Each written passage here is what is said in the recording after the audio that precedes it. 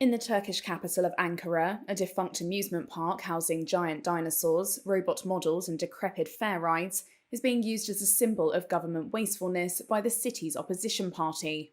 CHP's mayor Mansur Yavaş says the dystopian atmosphere here proves that President Tayyip Erdogan's administration is squandering money, in this case $801 million, money Yavaş says could have been used for far more socially beneficial projects.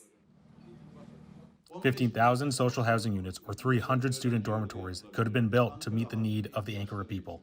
3 years ago, Erdogan opened the massive theme park called Anka Park with great fanfare ahead of local elections. But his ruling AK party went on to lose control of the Ankara municipality at the subsequent vote. This month, after a 2-year legal battle, a court ruled to transfer control of the park to the new city council run by the CHP after the loss-making project fell into disrepair.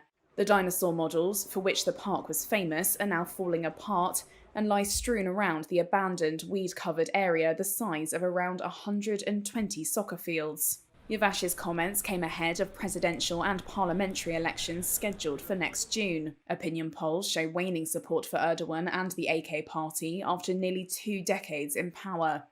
At the opening ceremony for the park, which took 6 years to build, Erdogan said it would earn the municipality some $10 million annually. However, the operator closed it down just 8 months later due to severe losses. There has been little comment from AK party officials on the court move and opposition accusations of wastefulness, but its deputy provincial head in Ankara has accused the mayor of sabotaging the project by letting it go bankrupt and then leaving it to rot.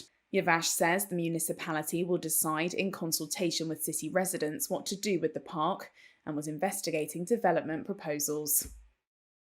I do think we should take it seriously.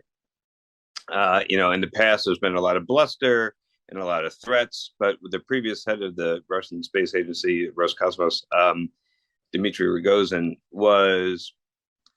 he liked to do that, and so it was hard to take him seriously, and often he would say all kinds of outlandish things, either on Twitter or in the public, that would never be backed up by actual action on the part of the Russian space agency. And so in the past, it was easy to dismiss these things. But this is different. This is a new leader. It was after a direct consultation with Putin. And so I do think that this carries a little bit more weight. It's also, the other thing that's different about it is it's not saying that we're going to withdraw immediately. It's saying we're going to withdraw in 2024. So it's a bit more managed. The ISS was designed to be completely interdependent or dependent on both sides. So neither the Russian side or the American side could function without the other. So the Russian side is completely dependent on the American side for electrical power. The American side is completely dependent on the Russian side for propulsion, both for attitude control, for maneuvers, and for desaturating our gyroscopes. It's not going to be easy or cheap to replace all the Russian capability with American capability in only 2 years. But I do think it's possible. I think it's something we should have been doing from the moment they crossed the border into Ukraine. I think we should have seen this coming. And I do think that there's been some effort. But again, it's been at a low level and kind of behind the scenes in order to avoid antagonizing the Russians and disrupting this partnership. But I think that the time is now to do it with haste.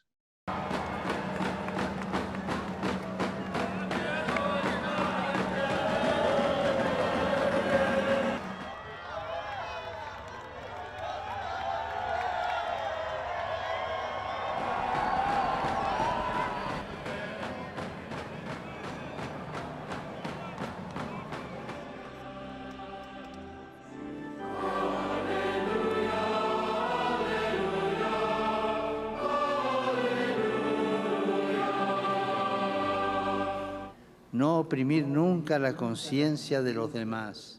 May we learn never to pressure the consciences of others, never to restrict the freedom of those around us, and above all, never to fail in loving and respecting those who preceded us and are entrusted to our care.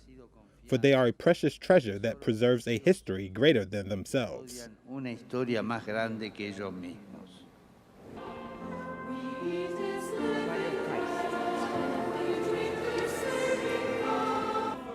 The bishops of Canada are fully committed to walking together with the First Nations, Métis, and Inuit peoples, and bring the grace of God's healing and peace.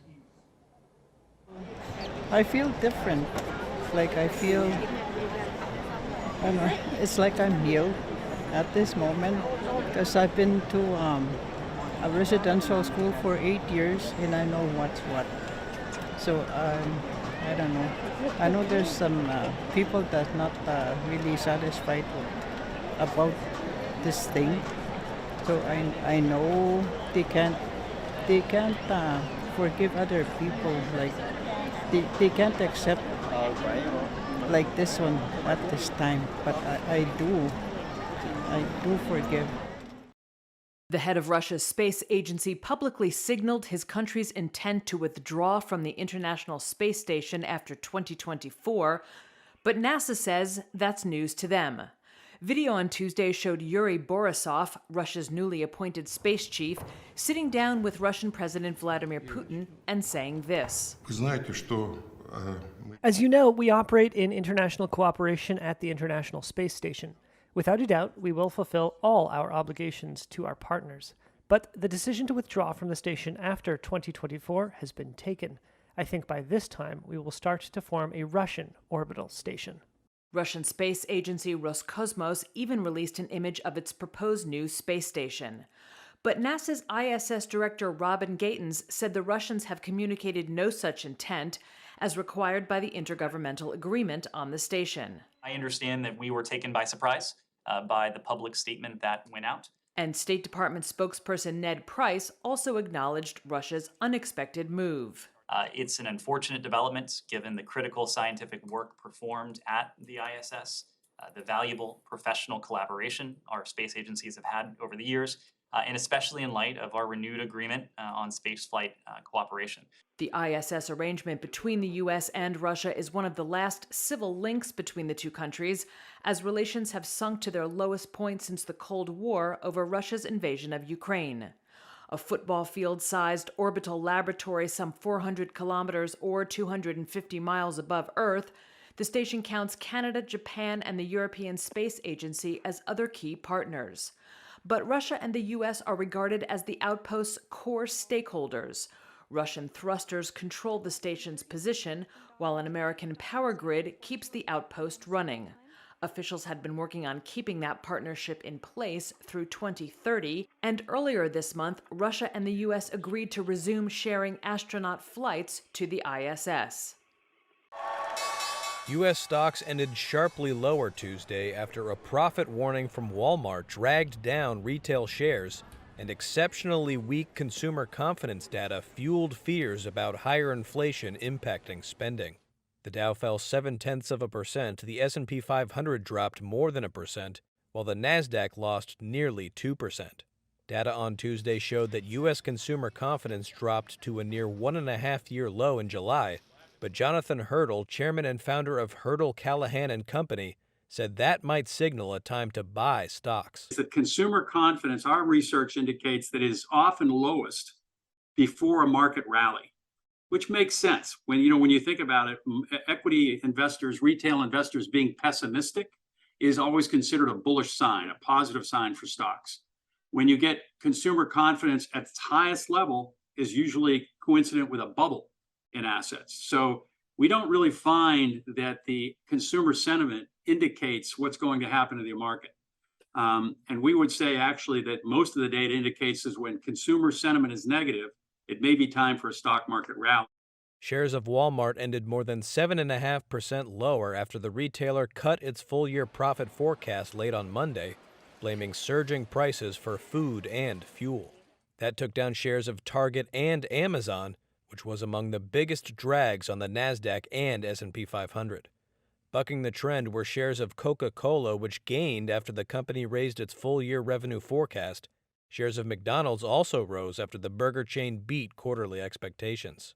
Investors are also keeping a close eye on the Federal Reserve, which started its 2-day meeting and on Wednesday is expected to announce a 75 basis point interest rate hike to fight inflation.